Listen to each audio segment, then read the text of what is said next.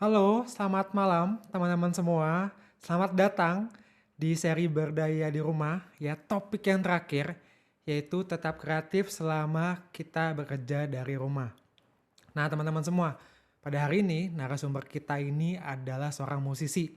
Dia juga menciptakan lagu, dia juga main alat musik, dan dia juga seorang guru musik. Dan uniknya lagi nih teman-teman, dia juga belajar psikologi. Ya, nanti mungkin si narasumber ini akan menceritakan diri dia lebih lanjut. Oke ya, pertama-tama saya ingin mengucapkan terima kasih dulu buat Asabadaya dan untuk Jayadi karena telah memberikan wadah kepada saya ya untuk sharing tentang kegiatan-kegiatan yang biasa saya lakukan atau spesifiknya itu biasanya tentang ya kreativitas ya. Sesuai dengan judulnya, tetap kreatif selama bekerja di rumah. Termasuk di dalamnya itu ada ups and down yang saya alami dulu maupun sampai sekarang masih saya alami. Nah, pertama-tama saya ingin mengenalkan diri dulu. Ya, nama lengkap saya Alexander Jenes Aldo atau biasa dipanggil Jenes.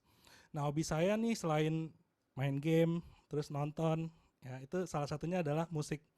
Saya sebenarnya itu lulusan psikologi tadi udah dijelaskan juga sama Jayadi ya, lulusan psikologi dari Atma Jaya dan pernah bekerja di sebuah perusahaan jadi HRD. Tapi ini beberapa tahun terakhir saya memutuskan untuk kembali ke jalan yang tersesat dalam tanda kutip ya, yaitu ke hobi saya yaitu musik.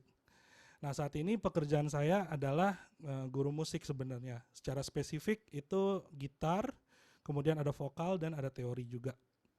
Nah, saya belajar musik itu udah dari sekitar umur 3 tahun ya. Waktu itu organ dulu, kemudian udah agak besar saya belajar piano.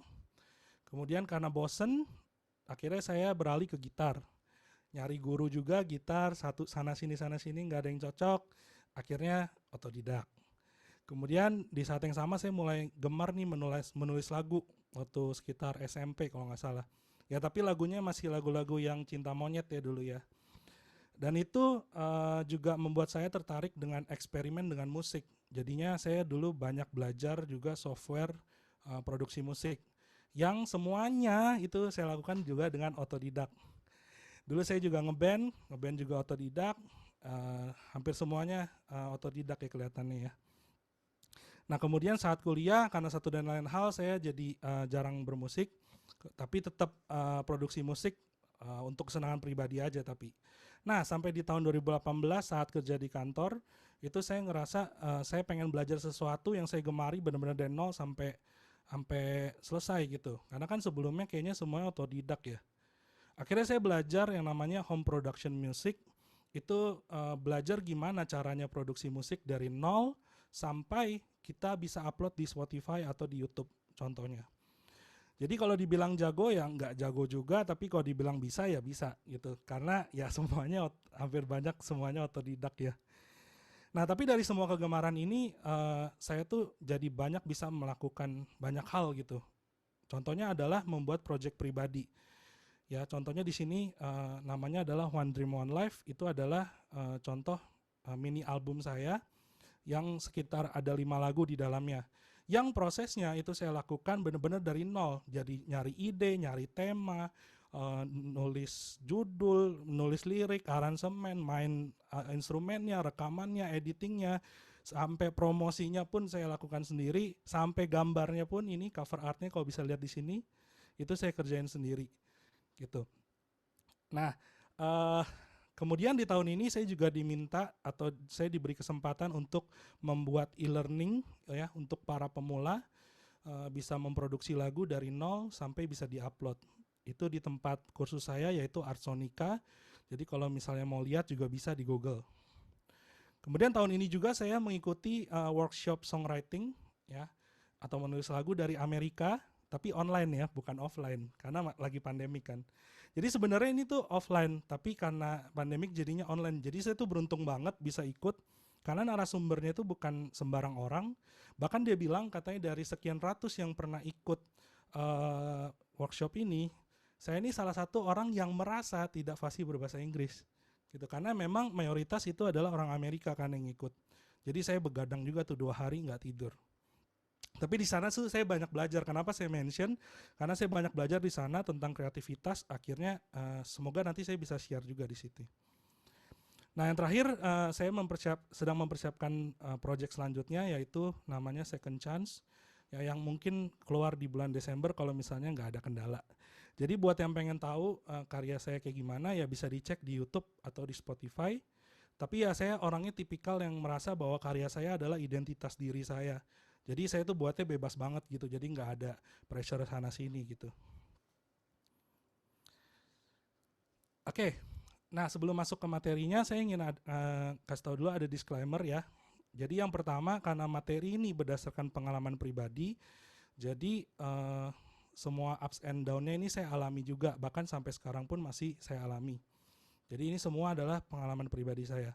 Kemudian yang kedua, karena ini pengalaman pribadi, jadi ini sifatnya adalah sharing, ya, bukan menggurui. Jadi kita sama-sama belajar. Jadi saya bisa benar, tapi bisa juga belum cocok dengan kebutuhan kalian, gitu. Kemudian yang ketiga, nah ini paling tidak materi ini akan lebih bermanfaat kalau kalian sudah memahami basic masing-masing. Misalnya kalau di musik paling tidak udah kenal nada lah, atau misalnya udah tahu ketukan gitu misalnya. Karena kalau benar-benar dari nol ya harus belajar basic dulu ya. Kemudian yang selanjutnya, yang terakhir yang paling penting ya, karena kreativitas itu sifatnya luas banget ya, jadi nggak cuma di bidang seni, nggak di bidang musik doang gitu, bahkan di musik pun bisa beda ya. Kemudian bisa juga ada di non seni, kemudian ada di kehidupan sehari-hari juga gitu. Jadi apa yang saya share ini bisa aja mungkin itu bisa diaplikasikan, tapi bisa juga tidak bisa diaplikasikan secara langsung ke bidang yang lain gitu.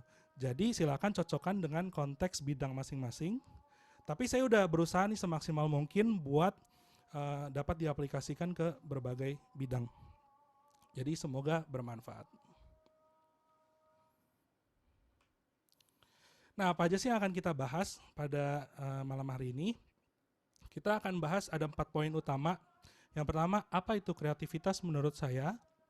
Kemudian apa saja hambatan saya atau orang-orang yang saya tahu untuk menjadi kreatif? Kemudian bagaimana cara saya mengatasinya? Kemudian apa mindset atau pola pikir yang bisa dipakai agar bisa tetap kreatif?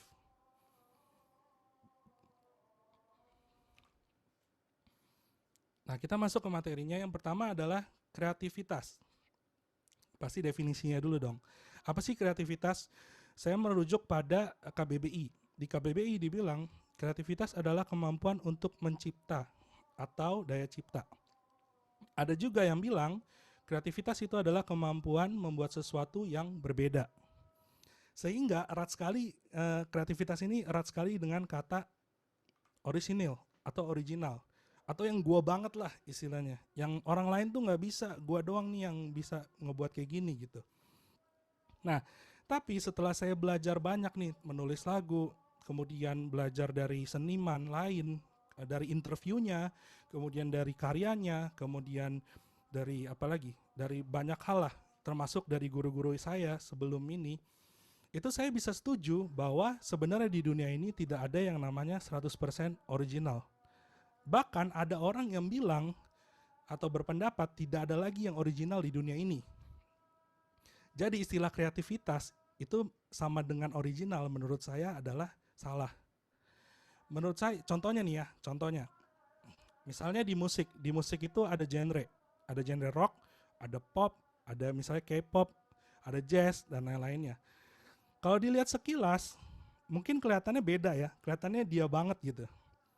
Padahal kalau kita mau lihat lebih detail, sebenarnya banyak banget kesamaan dari mereka. Contoh, instrumen yang dipakai, at least mereka pasti ada vokal.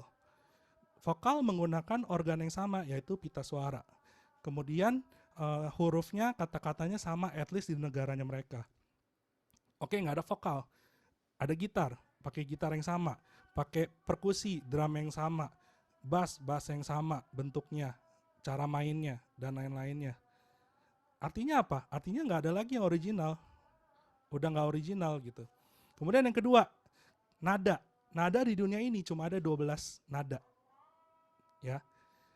Nah, mereka itu paling bedanya cuma di urutannya aja atau kombinasinya aja. Tapi yang mereka mainin cuma 12 nada. Plus lagu di dunia ini ada berapa juta, ada berapa ratus juta, ada berapa miliar gitu. Artinya nggak ada lagi original. Kemudian selanjutnya ketukan. Ada yang lagu lambat, ada lagu yang cepet.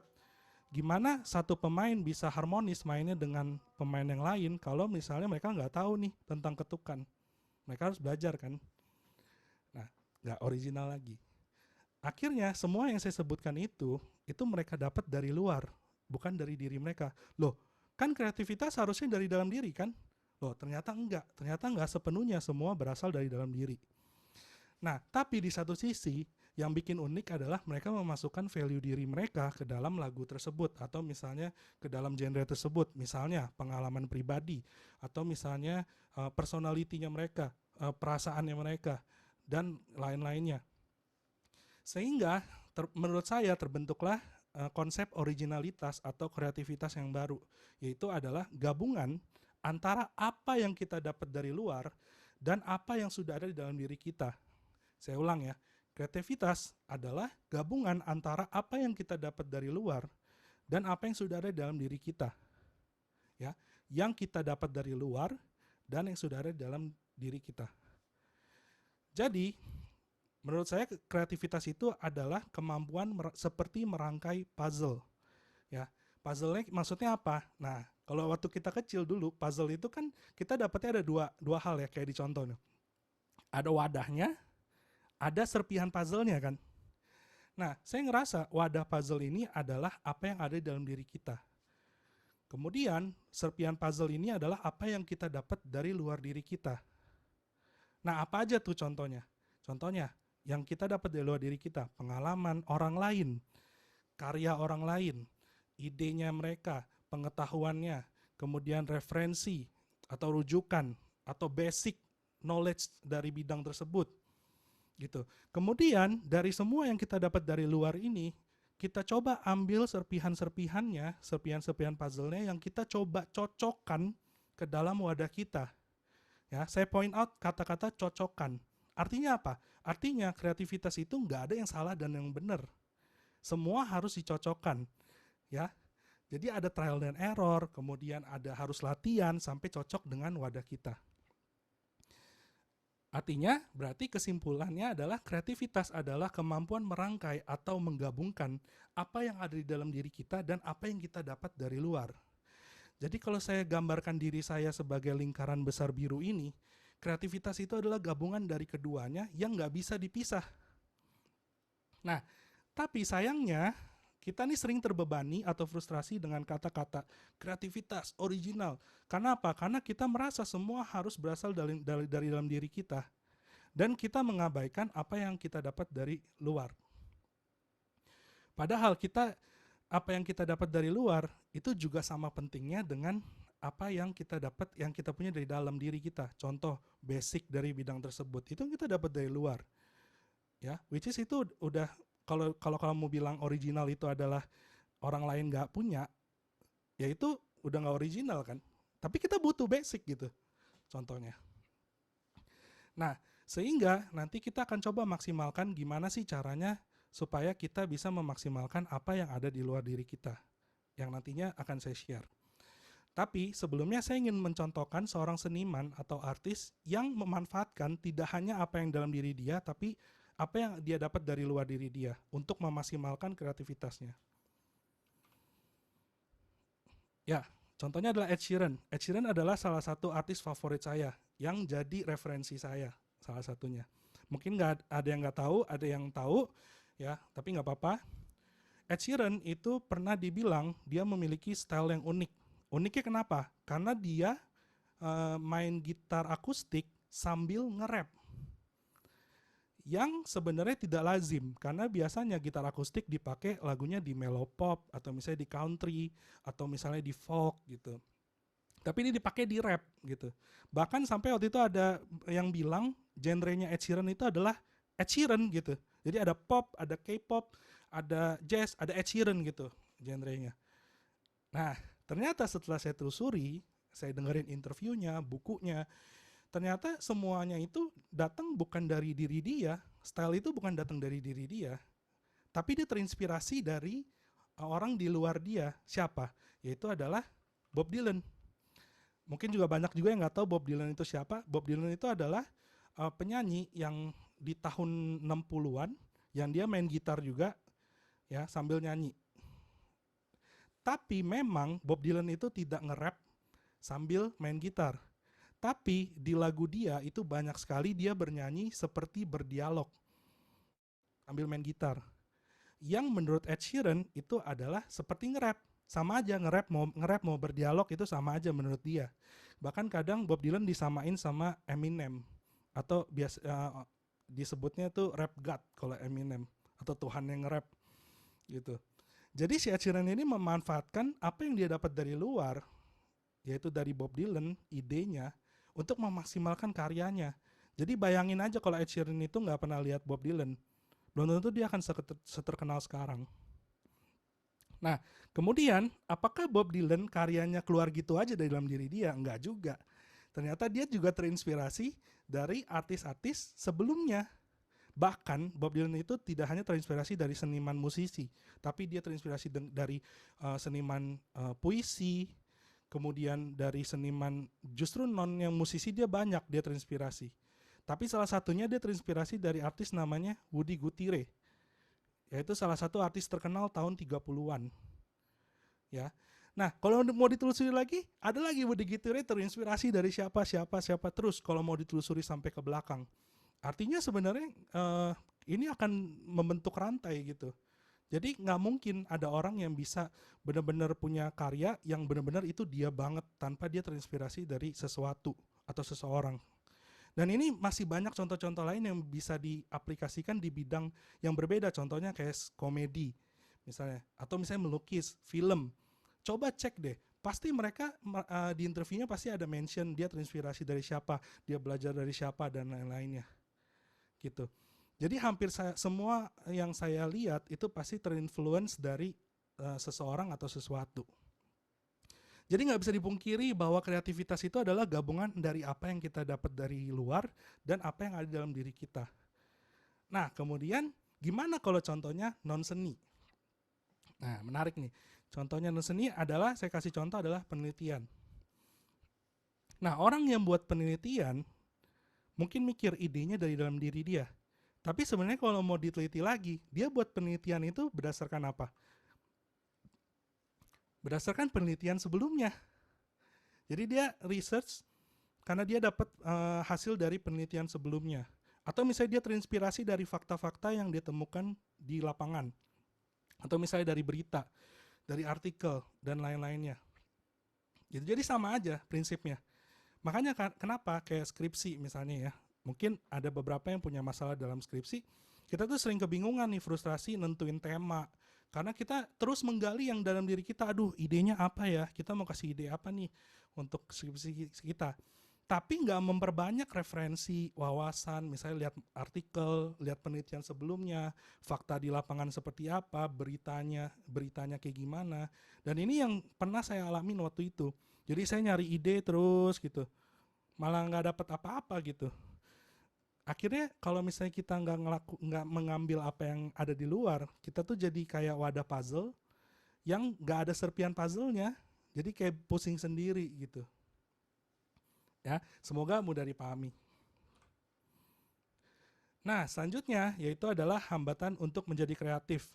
Mungkin ini adalah pengalaman saya dan juga mungkin ada beberapa orang yang saya tahu. Nah, mungkin kalian juga bisa share mungkin di chat ya. Apa sih kira-kira hambatan untuk menjadi kreatif versi kalian gitu. Kalau versi saya yang pertama itu adalah merasa tidak kreatif. Ya, merasa tidak kreatif adalah salah satu hambatan fundamental menurut saya. Padahal tahu nggak sih faktanya semua orang itu kreatif sebenarnya. Hanya saja mereka nggak sadar kalau mereka tuh kreatif. Contohnya orang tua yang berusaha menghentikan tangis anaknya itu biasanya kan keluar tuh kreativitasnya. Tiap orang beda-beda kan. Nah, di situ adalah contoh kehidupan sehari-hari. Aja butuh kreativitas. Apalagi bidang-bidang non seni atau seni misalnya. Pasti bisa diaplikasikan kreativitas. Dan pasti semua orang punya kreativitas asal dia mau belajar. Dan orang yang dianggap kreatif pun ya, atau orang yang dibilang, wah bakatnya nih kreatif nih, atau wah nih orang nih kreatif banget nih. Itu sebenarnya dia juga susah untuk menjadi kreatif. Kenapa? Karena kreativitas itu nggak ada benar dan salah gitu. Semuanya masalah cocok-cocok atau enggak aja. Perlu trial dan error dan perlu tulus belajar gitu. Kemudian yang kedua, kurangnya referensi atau menambah wawasan belajar itu juga jadi hambatan untuk kreatif. Seperti yang tadi saya bilang, kita kadang fokus untuk mencari apa yang ada di dalam diri kita, ide tanpa menambah wawasan dari luar. Sehingga kita nggak tahu nih mau konekin apa sama apa. Kita kayak punya wadah puzzle tapi kita nggak punya serpihan puzzle-nya gitu. Jadi nggak tahu nih mau ditaruh apaan gitu. Kemudian yang selanjutnya tidak tahu harus mulai dari mana. Ini pasti banyak banget yang ngalamin. Ini juga saya pernah alami dan nggak tahu harus mulai dari mana. Nah, pernah nggak sih denger nih orang yang misalnya mau menulis lagu nih? Mungkin kalian pernah dengar. Kalau buat lagu tuh lirik dulu baru melodi atau melodi dulu baru lirik sih. Nah, itu sering banget tuh ditanya. Kalau saya ditanya beberapa kali kayak gitu, saya nggak bisa jawab. Kenapa? Karena memang ini bukan kegiatan yang step by step-nya udah jelas gitu. Jadi tiap orang punya preferensinya masing-masing. Bahkan mungkin ada orang yang mulai dari drum dulu gitu, bukan melodi, bukan lirik, dari drumnya dulu atau dari bassnya dulu, ya itu terserah mereka gitu. Nah, nanti saya akan juga share gimana caranya mengatasi harus mulai dari mana. Kemudian yang selanjutnya, menunggu inspirasi untuk datang. Nah, ini juga masalah besar. Ya, kadang kita tuh harus nunggu gitu, inspirasi itu sampai datang. Padahal cara kerja kreativitas itu nggak kayak gitu. Saya pernah nyoba nunggu inspirasi itu datang, malah 1 bulan gak datang-datang, gitu kan. Jadinya tuh kita kayak kelihatan nggak punya kuasa atas ide kita sendiri gitu. Nah, ini nanti saya akan juga share gimana cara mengatasinya, termasuk yang tidak tahu harus mulai dari mana.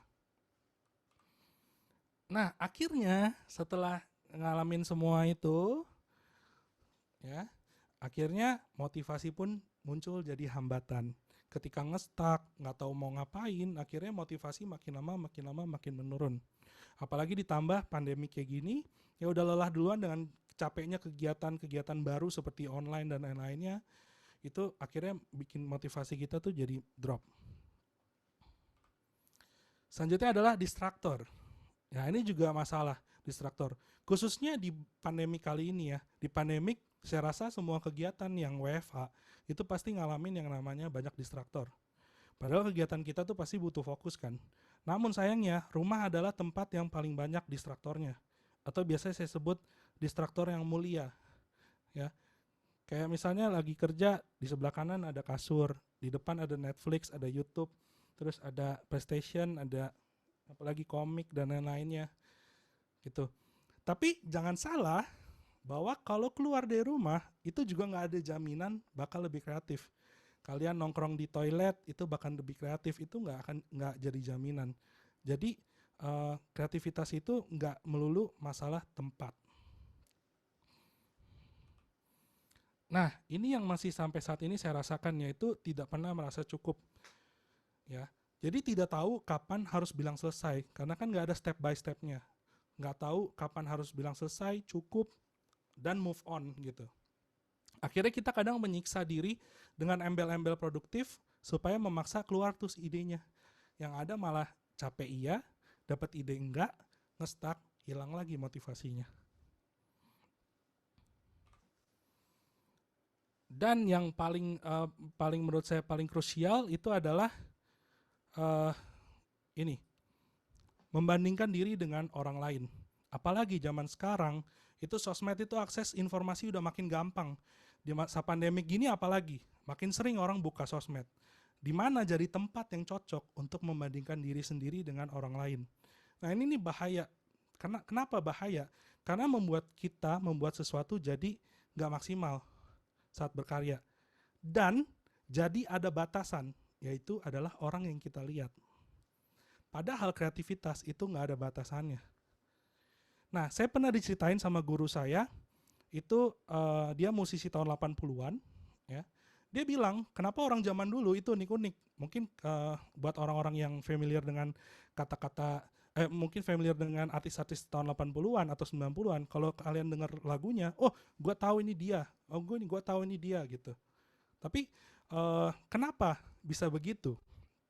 Karena zaman itu mereka buat sesuatu itu se-ekstrim mungkin. Idenya tuh se-ekstrim mungkin. Karena apa? Karena mereka nggak bisa lihat kompetitor mereka. Karena saat itu nggak ada sosmed kan. Jadi susah mau lihat kompetitor juga gitu. Makanya dia bilang, sekarang ini banyak yang hilang keunikannya bukan karena dia nggak bisa, tapi mungkin salah satunya karena melihat karya orang lain dan menjadikan itu sebagai standar. Gitu.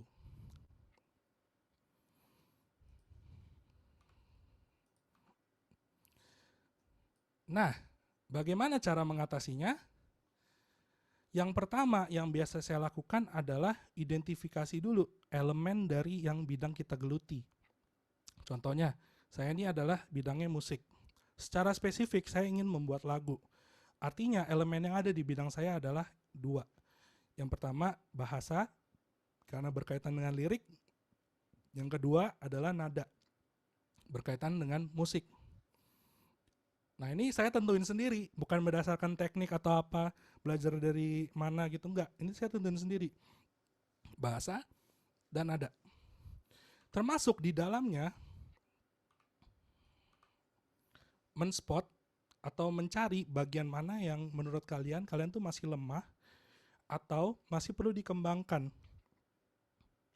Jadi ketika kalian sadari, kalian lihat, oh ternyata saya masih kurang di sini. Jadi kalian udah tahu harus mulai dari mana, gitu. Termasuk latihan basic, misalnya di bidang saya, misalnya latihan nyanyi, latihan gitar, kemudian apalagi latihan menulis dan lain-lainnya. Nah, tapi kalau kita lagi bahas ini, secara spesifik tuh saya lemah di bahasa. Tapi karena saya pengen kuat di dua-duanya, jadi saya tetap belajar dua-duanya. Tapi saat ini saya lagi fokus di bahasa. Nah, kemudian ini yang selanjutnya ini adalah yang terpenting.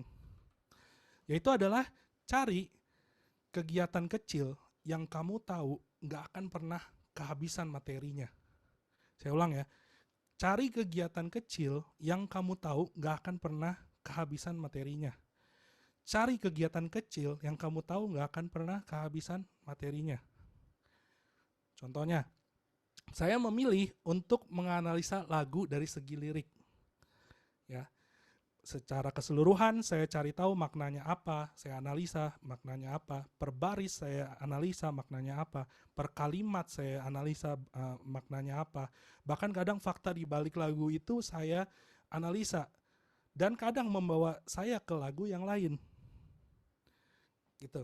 Dan kemudian habis itu saya catat. Nah, ini saya kasih contoh.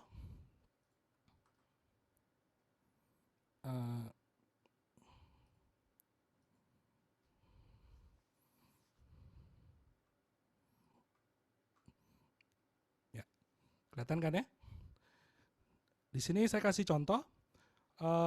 Saya menganalisa lagu judulnya yaitu adalah Puff the Magic Dragon dari Peter Paul Mary.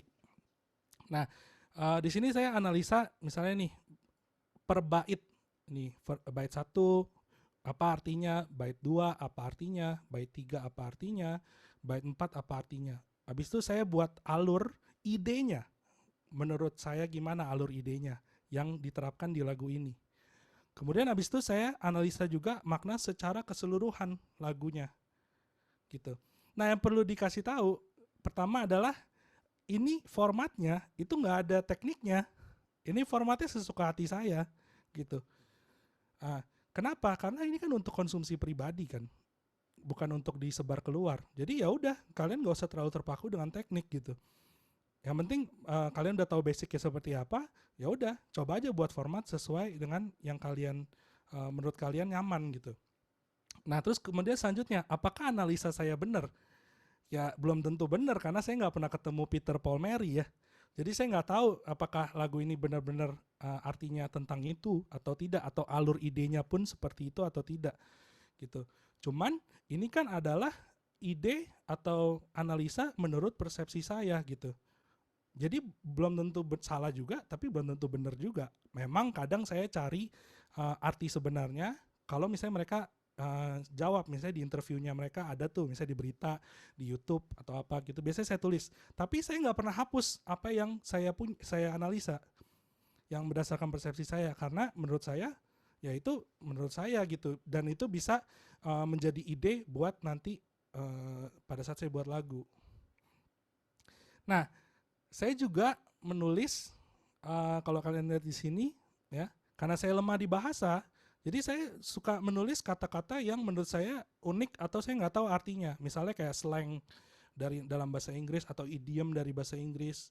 Misalnya kayak ini, diamond sky. Saya nggak ngerti tuh diamond sky itu artinya apa sih. Saya tulis langit malam yang dipenuhi bintang. Yang nanti mungkin kata-kata ini bisa saya pakai di lagu saya gitu misalnya. Nah, ini kan sebenarnya basic kan. Jadi kita bisa masukin juga misalnya basic-basic seperti ini gitu. Dan ini kembali lagi nggak ada formatnya ya. Jadi kayak semacam coret-coret.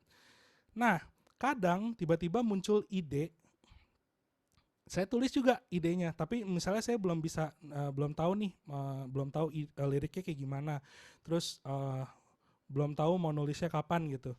Jangan didiemin, langsung tulis intinya aja. Intinya kamu mau buat karya tuh tentang apa dan lain-lainnya gitu. Jadi nggak ada, jangan sampai ditaruh di kepala doang karena nanti bisa hilang tiba-tiba.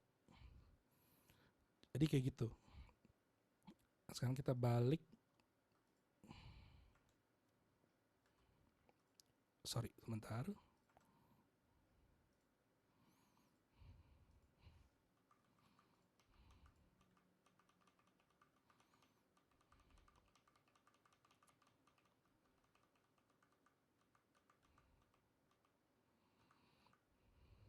Ya, seperti itu. Nah, karena saya tahu bahwa saya nggak akan kehabisan lagu gitu untuk dianalisa, jadi saya nggak ada alasan untuk bingung harus mulai dari mana gitu. Dan saya pun menambah wawasan kan, nambah wawasan, nambah serpian puzzle, nambah ide dan lain-lainnya gitu, yang nanti berguna saat membuat lagu. Misalnya kalian bidangnya apa, misalnya melukis pun juga pasti lukisan banyak kan di dunia ini, nggak mungkin cuma satu atau dua doang. Fotografi misalnya, foto juga di dunia ini pasti banyak.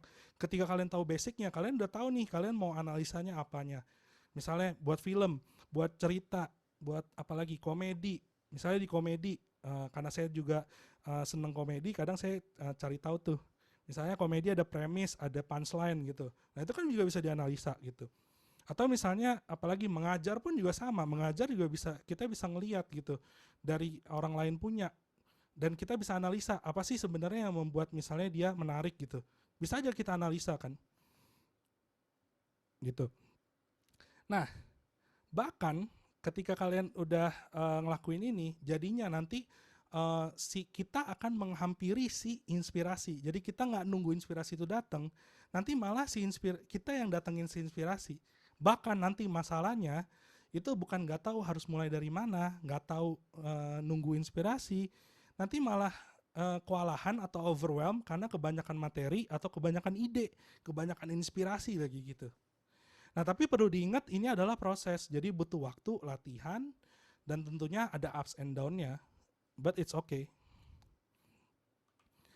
Nah, udah tahu materinya nggak bakal habis, saya pun juga memperluas objek yang saya pelajari atau objek yang saya analisa. Misal, lagu itu kan nggak cuma, bahasa itu tidak hanya digunakan pada lagu saja. Jadi saya cari bidang apa, bidang lain yang sama-sama menggunakan bahasa.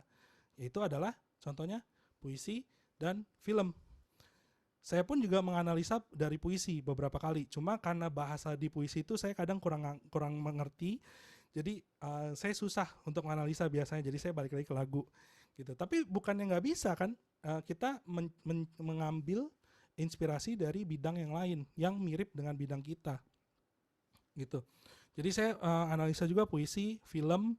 Bahkan saya pernah iseng nyoba analisa penelitian untuk dijadikan ide lagu gitu. Karena di penelitian juga menggunakan bahasa itu kan. Jadi nggak ada batasan sebenarnya. Jadi kalian bisa cari nih bidang lain yang elemennya itu kayaknya nyerempet atau mirip-mirip dengan kalian punya gitu untuk menjadi referensi.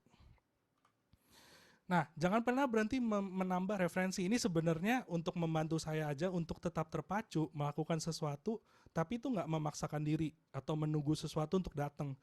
Jadi kita ada kegiatan rutin, kita punya stimulus gitu ya. Jadi kita nggak diem doang dan tahu harus mulai dari mana kalau bingung gitu.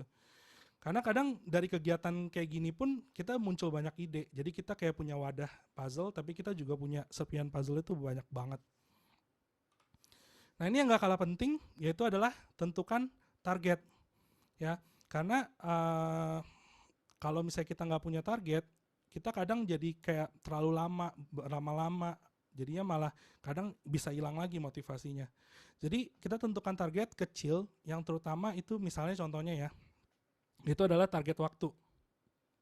Nah kasih tuh tentuin deadline. Ini mau dikerjain sampai kapan? Ini mau dikerjain sampai kapan gitu. Deadline-nya sendiri kita tentuin sendiri gitu. Dan kalau misalnya udah ditentuin ya komit sama deadline-nya dan habis itu move on. Nah, misalnya kalau ini analisa, itu juga kalian juga harus tentuin deadline. Misalnya satu lagu itu 1 jam aja, atau misalnya satu gambar itu 1 jam aja, atau satu apapun itu 1 jam aja. Habis itu maju lagi atau ganti materi. Ganti materi gitu. Karena saya juga pernah nganalisa satu lagu itu bisa sampai 1 hari atau setengah hari, itu malah jadi capek sendiri gitu. Jadi mesti ada batasannya juga ya. Nah, kemudian pola pikir. Untuk memaksimalkan apa yang harus kita kerjakan, kita perlu punya pola pikir yang baik untuk di kreativitas. Nah, mungkin kalian juga bisa share kira-kira pola pikir apa sih yang harus dipunya ketika kita mau melakukan kegiatan kreatif. Nah, kalau saya, yang pertama itu adalah good enough attitude, dalam tanda kutip. Ya, saya coba cari tahu arti good enough attitude tanpa tanda kutip, katanya itu adalah cepat puas. Tapi ini bukan cepat puas, tapi dalam tanda kutip ya, good enough attitude. Nah, ini saya mau share tentang waktu saya ikut workshop. Jadi waktu saya ikut workshop songwriting itu, saat sebelum mulai kita tuh dikirimin email, dan di situ pengajar tuh bilang, dalam workshopnya saya mau peserta memiliki good enough attitude dalam tanda kutip. Awalnya saya nggak ngerti tuh, apa sih maksudnya. Tapi saat ikut workshop saya baru ngerti, maksudnya adalah kita itu harus punya pikiran, apapun yang kita kerjakan itu sudah cukup baik. Tidak sejelek yang kamu pikir, dan atau secara tidak langsung itu mau bilang, lu hargai apa yang udah lu buat gitu. Jadi apapun yang kamu kerjakan itu harus dihargai. Jadi kita prestasi sekecil apapun itu harus dirayakan istilahnya. Nah, kemudian selanjutnya adalah pikiran tidak ada yang salah atau no free zone. Jadi saya juga pernah membaca buku tentang songwriting dari Pat Pattison, yaitu salah satu dosennya John Mayer. Dosennya John Mayer dalam songwriting atau menulis lagu ya. Di situ dia bilang, dia pernah punya pengalaman kolaborasi dengan kayaknya artis besar gitu ya, atau nggak tahu siapa. Dan dia tuh bilang dia gugup banget awalnya karena dia takut salah dan lain-lain ya. Padahal kreativitas ya banyak kemungkinan yang terjadi kan.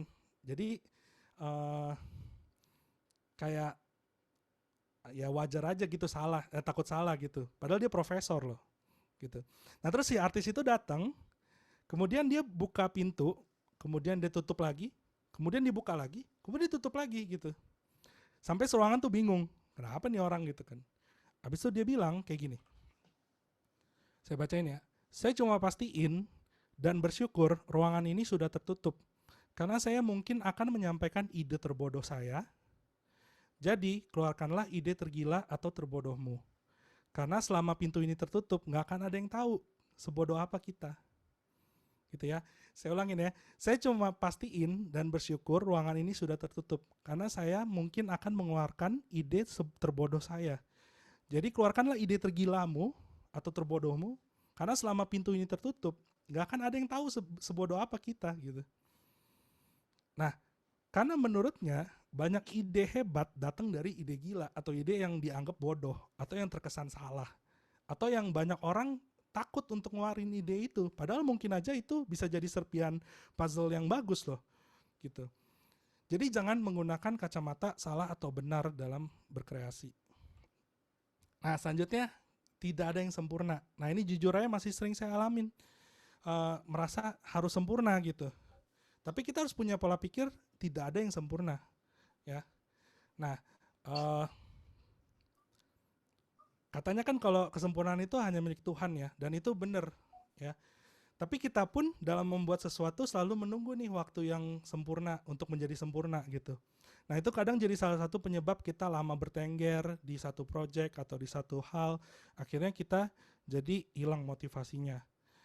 Bahkan di workshop saya waktu itu dia tuh pengajar itu mengencourage atau justru malah dorong kita untuk memposting atau sharing lagu-lagu yang kita anggap nggak sempurna, imperfect song dia bilang. Tapi jujur aja makanya saya masih ngalamin nih kadang terjebak dalam masalah harus sempurna.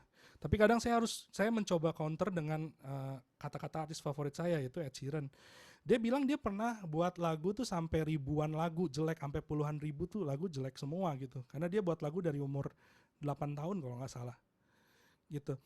Dan dia saat ini dianggap sebagai salah satu songwriter terbaik di dunia saat ini gitu. Dan ternyata dia pun juga banyak lagu-lagunya yang nggak sempurna. Dan tahu nggak lagu jeleknya dia itu di share loh. Jadi sebelum dia terkenal dia tuh ada lagu yang pernah dia rilis dan lagu-lagunya tuh ya kalau menurut saya dibandingkan lagu dia yang sekarang ya jauh lebih jelek lah daripada yang sekarang gitu. Dan kalian bisa lihat di YouTube lagu-lagu itu. Dan akhirnya selalu jadi reminder buat saya juga untuk membuat deadline atau waktu untuk selesai. Gitu. Nah, ini juga ada cerita tentang tidak ada yang salah ya. Waktu di workshop itu saya juga ada sesi masterclass ya di mana pengajar itu react atau mengkritik lagu yang dipilih. Dan lagu saya itu terpilih waktu itu untuk di react. Dan saya tahu komen pertamanya adalah bahasa Inggrisnya buruk. Saya tahu pasti itu. Tapi ternyata justru mereka tuh ngerti apa yang ingin saya sampaikan di lagu tersebut gitu. Bahkan kayak bilangnya katanya kayak terjun ke kolam lagu saya gitu istilahnya kayak ngerti banget lah istilahnya. Dan memang waktu itu dia bilang grammar dan tenses saya itu jadi sedikit masalah waktu itu. Tapi dia nggak bilang saya suruh belajar lagi grammarnya loh. Atau dia nggak bilang saya tuh salah grammarnya. Dia malah bilang jangan terus menulis ya, katanya dia bilang gitu. Bukan berarti dia merasa nggak apa-apa saya punya grammar yang salah gitu. Tapi dia yakin bahwa semakin kita sering lakuin, itu pasti lama-lama akan bisa juga gitu. Jadi menurut saya make sense banget untuk berpikir bahwa apa yang kita kerjakan ini nggak ada yang salah gitu. Asal kita nggak stay aja dan terus belajar. Nah yang terakhir, nah ini adalah favorit saya, yaitu adalah saya, ya saya, mereka, ya mereka. Ini adalah pola pikir yang saya buat sendiri. Ini pola pikir ini adalah untuk mengcounter hambatan membandingkan diri dengan orang lain. Kita tuh harus punya pikiran apa yang kita buat itu memang sesuai dengan identitas diri kita. Tanpa harus merasa seperti kayak orang lain. Tapi bukan berarti lihat karya orang lain itu jelek loh. Ya, kita sekarang punya keuntungan dibandingkan orang tahun 80. Kita bisa manfaatin itu. Di satu sisi, saat kita membuat sesuatu jadilah kayak orang tahun 80-an. Tanpa batasan.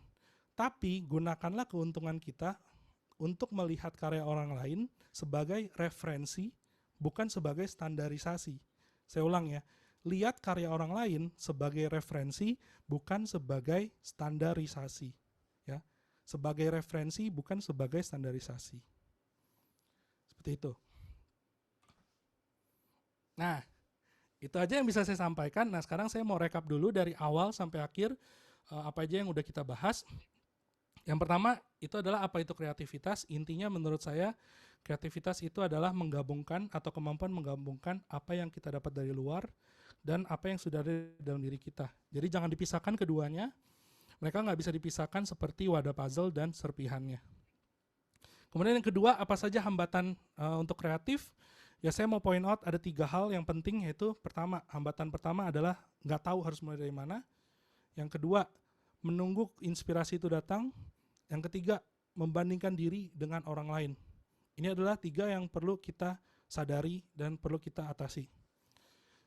Selanjutnya, bagaimana cara saya mengatasinya? Intinya dari semua yang saya sampaikan itu adalah menambah serpihan puzzle lewat menambah referensi, latihan, perluas objeknya, kemudian perkuat basicnya, dan lain-lainnya.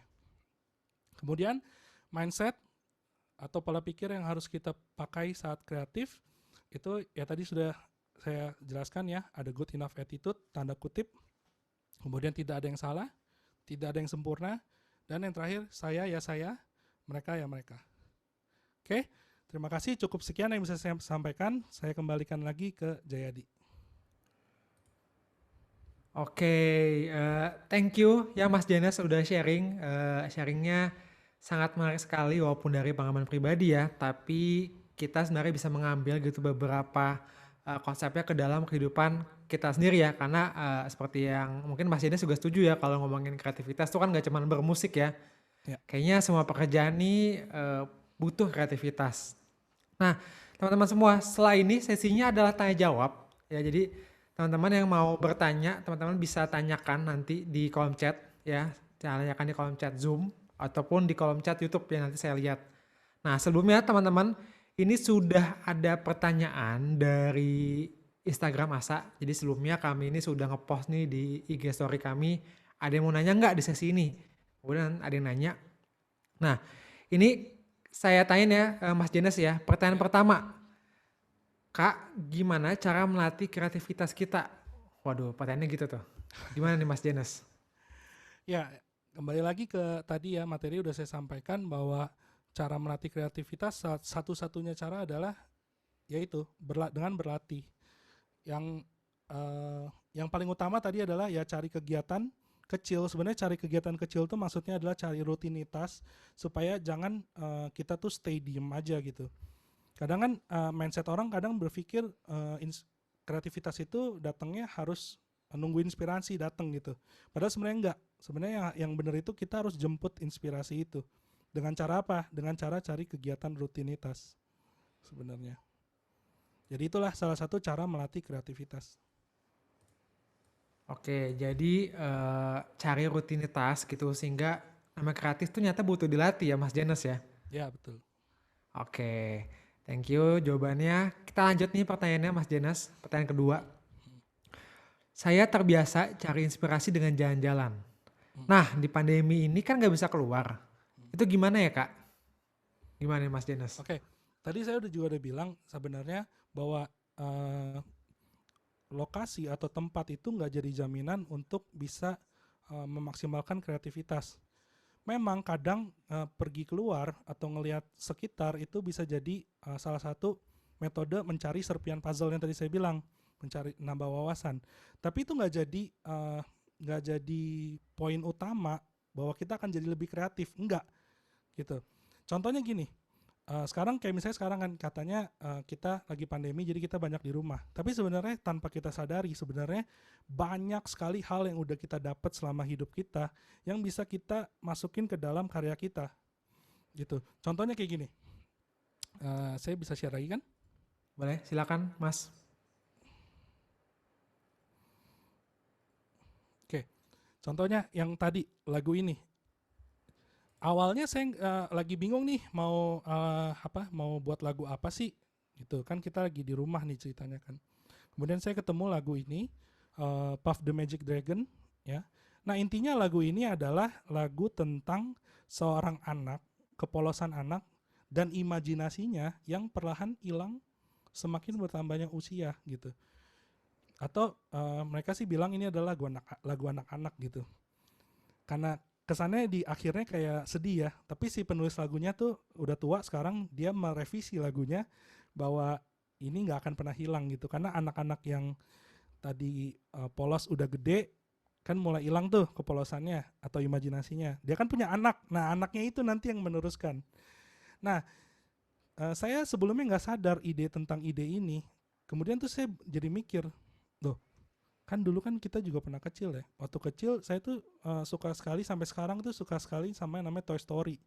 Toy Story itu kita alami pasti waktu kecil. Apalagi yang cowok-cowok yang punya mainan ya. Kita ngerasa mainan itu kayak hidup. Nah, itu udah jadi ide buat saya gitu loh. Udah jadi akhirnya saya buat lagu tentang mainan saya yang masa kecil dulu hidup.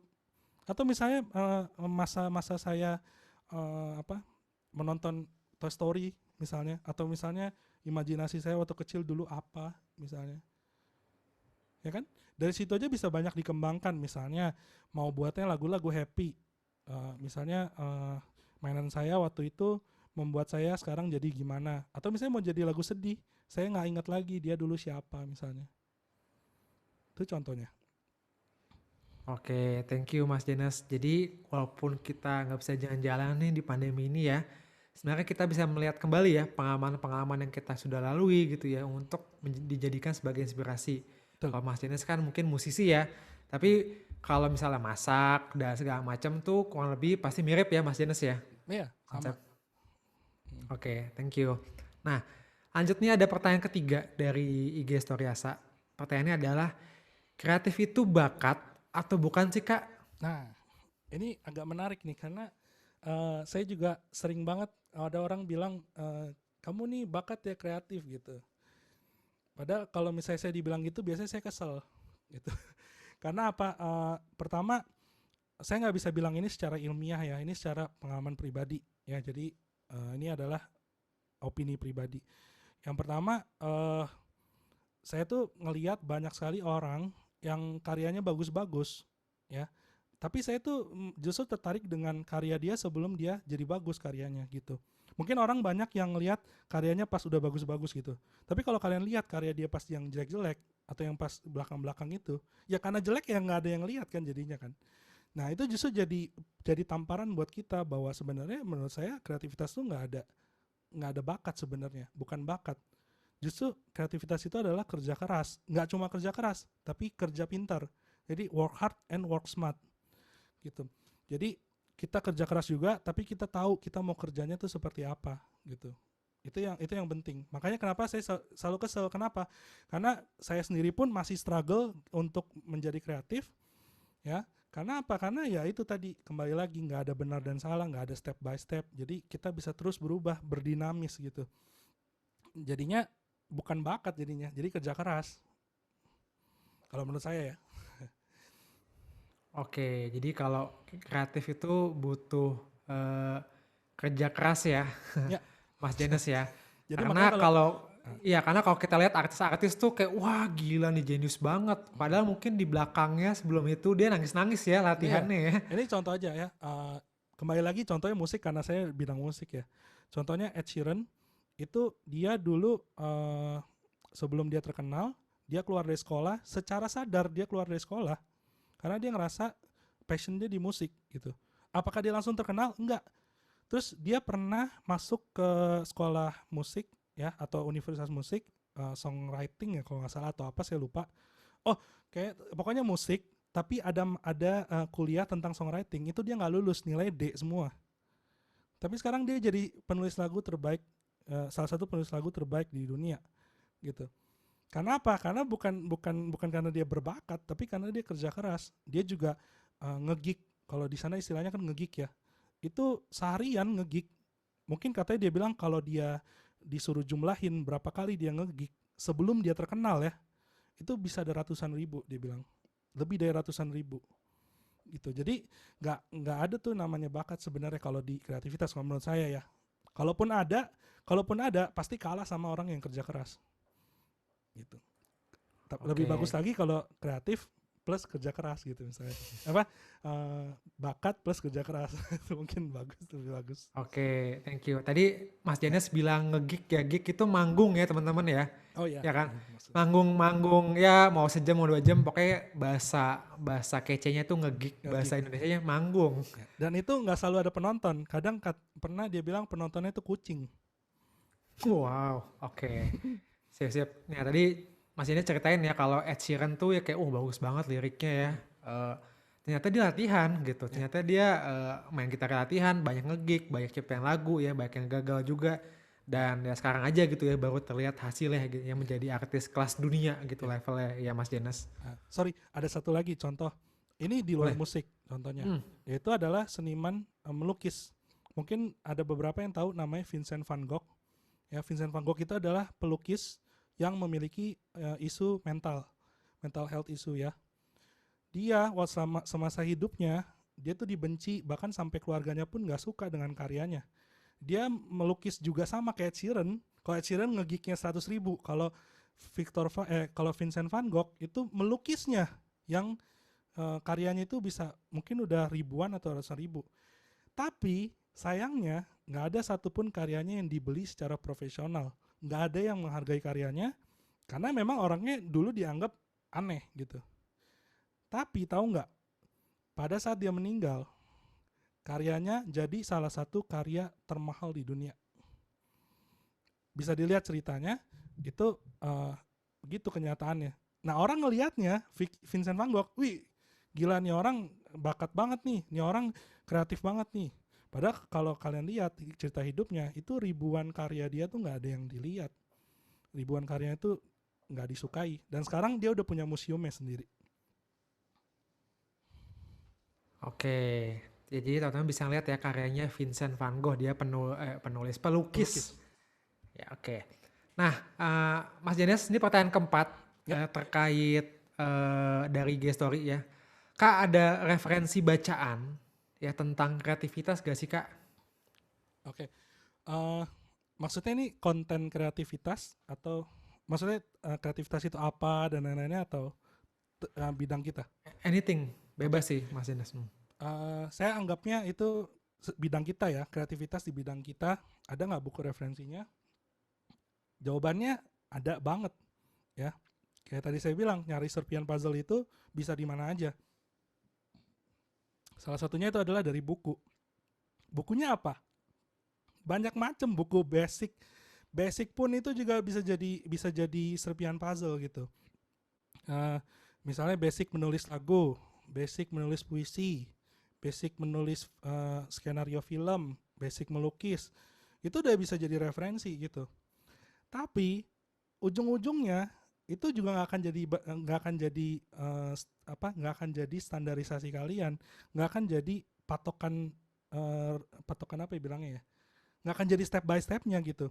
Karena saya udah baca banyak buku songwriting, mereka sebutnya itu adalah bukan formula tapi tools, which is bisa dipakai atau bisa juga nggak dipakai gitu. Jadi percuma, maksudnya kalau kalian merasa bahwa buku kreativitas itu bisa membuat kalian jadi rutinitas terus bisa kreatif terus setiap hari, itu nggak akan mungkin bisa. Jadi mereka cuma sebagai, kembali lagi, referensi gitu. Jadi cuma sebagai panduan aja. Nih kayak contohnya, saya punya buku songwriting, saya udah rangkum ke dalam 2 buku ini ya. Endingnya bukan yang nggak kepake, tapi endingnya saya pakainya pun kalau saya butuh. Kembali lagi kayak tadi kan, jadi referensi gitu. Sama aja kayak misalnya kita buat penelitian, buat skripsi gitu kan. Kita baca teknik, misalnya teknik metode penelitian, teknik apa. Akhirnya kan kalian mesti tulis sendiri kan juga isinya gitu kan. Jadi mereka cuma sebagai panduan aja, bukan sebagai apa? Bukan sebagai apa ya bilangnya ya? Standar kali ya bilangnya ya. Itu. Oke, jadi bukan rumus ya, kayak Yap, rumus E sama betul. dengan MC kuadrat gitu, Ya, bukan ya. bukan rumus. Tapi sebagai panduan kalau kita butuh ya kita pakai gitu ya. Ya, Oke, thank you Jenas. ya. Nah, Jenas kita mulai ya teman-teman boleh bisa menuliskan pertanyaannya di chat Zoom. Itu kita jawabin satu-satu ya. Ini ya, Hmm. di awal ada Kak Laurencia Sirena 5. Dia bilang, mungkin nggak kalau hambatan kreatif itu emang nggak bakat? Wah tadi udah mirip-mirip ya. Ya. Oke. Oke. Mungkin nggak kalau hambatan kreatif itu emang nggak bakat? Nggak mungkin kalau menurut saya. Tapi mungkin hambatan kreatif itu karena nggak belajar. Make sense? Ya. Jadi kalau Ya. ditanya, eh kalau dibilang hambatan kreatif itu karena nggak bakat, itu bukan alasan. Kalau saya ngelihatnya ini secara pribadi ya, maksudnya saya ngerasa saya tuh kayak cuma pengen menjustifikasi diri saya itu nggak kreatif dengan bilang orang lain tuh kreatif gitu. Padahal sebenarnya ya nggak gitu. Hambatan kreatif itu bukan karena nggak bakat, tapi bisa jadi karena kurang belajar aja, atau mungkin kurang waktu, bisa juga, atau mungkin eh, perlu diubah cara belajarnya dan lain-lainnya gitu. Oke, thank you. Jadi tidak ada kata tidak kreatif ya. Yang ada adalah kamu kurang latihan. Ya, itu Betul ya. intinya. Oke, siap Mas Jenas. Mas Jenas kita lanjut ya ke Ya, pertanyaan selanjutnya oke. dari Kaneska Alma. Jenas, bagaimana sih cara Jenas bangkit lagi setelah down atau mungkin pernah diomongin orang lain tentang karya atau karir Jenas yang ambil di dunia musik yang belum common nih di Indonesia. Thank you Jenas. Oke, Bagaimana cara bangkit bangkit lagi dari down. karya? Oh mungkin maksudnya ini ya di bidang musik ya. Ya. Kenapa? Oh mungkin ini kali maksudnya di karir itu kan saya udah pernah bekerja di bidang lain gitu. Mungkin kenapa saya Hmm. balik ke ini lagi? Mungkin ya saya tanggapnya kayak gitu ya. Karena di situ ada kata karir kan. Ya. Eh saya tuh sebenarnya suka suka ngelihat interview orang ya. Jadi suka ngelihat interview orang, entah itu musisi, komedian dan lain-lainnya. Itu saya pernah ada satu tertarik dengan kata-kata, saya lupa dari siapa, mungkin stand up komedian mungkin ya. Dia bilang gini, eh, passion ya, passion itu nggak akan pernah mati, dia bilang katanya. Passion itu akan selalu hidup, entah itu lu jalani atau nanti saat tua itu lu sesali, gitu dia bilang. Jadi nggak akan pernah mati itu di jalan gitu. Nah dulu saya juga pernah ketemu sama orang di kantor ya. Dia udah sekitar, dia kerja itu dari umur 20 tahun atau 18 tahun gitu. Dan saat itu dia udah umur 70 kalau nggak salah, apa 60 gitu. Jadi udah 50 atau 60 tahun kerja di situ. Dia pernah bilang waktu muda, dia bilang dia pengen punya wirausaha, tapi dia bilang, aduh tunggu 1 tahun lagi deh kerja baru ini. Nggak sadar udah umur 60 tahun gitu. Nah itu jadi kayak nendang ke saya gitu. Karena saya waktu itu udah kerja kurang lebih 4 tahun, saya udah mulai ngalamin tuh, aduh nanti lagi deh, nanti dulu deh gitu. Dan waktu itu ada kesempatan, jadi walaupun saya pun nggak yakin, jadi saya ambil aja karena saya ngerasa lebih baik gagal, tapi kita nyoba daripada kita nggak nyoba sama sekali. Gitu sih. Jadi saya nggak terlalu mikirin orang bilang apa, karena orang juga kadang bilang, kok lu mau sih, maksudnya lu berani sih ngambil ke passion lu atau segala. Justru kalau menurut saya sih harusnya kita kerja itu sesuai yang kita mau gitu. Jadi kalau misalnya memang lu kerja misalnya di kantoran, ya harusnya itu karena lu mau gitu, bukan karena lu terpaksa. Harusnya sih gitu. Bukan berarti harus sesuai passion ya. Enggak, tapi apa yang kita kerjain ya harusnya lu karena lu mau, bukan karena istilahnya kalau enggak mau kerja di mana lagi gitu. Jadi bukan karena kayak gitu. Gitu deh kurang lebih. Oke, thank you Jenas buat jawaban dan sharingnya juga. Ya, Nah Jenas, lanjut dulu nih. ya. Pertanyaan ini ada yang direct message ke saya Hmm. gitu ya, jadi tidak tampil di kolom chat Zoom. Ini pertanyaannya gini, Kak bisa nggak sih kalau orang tidak kreatif itu karena takut salah? Hmm. Jadi kreatif nih karena kita takut salah sih orangnya gitu. Oke. Itu bisa nggak Kak, Mas Oke. Jenas? Gimana pertanyaan? Sorry, pertanyaannya?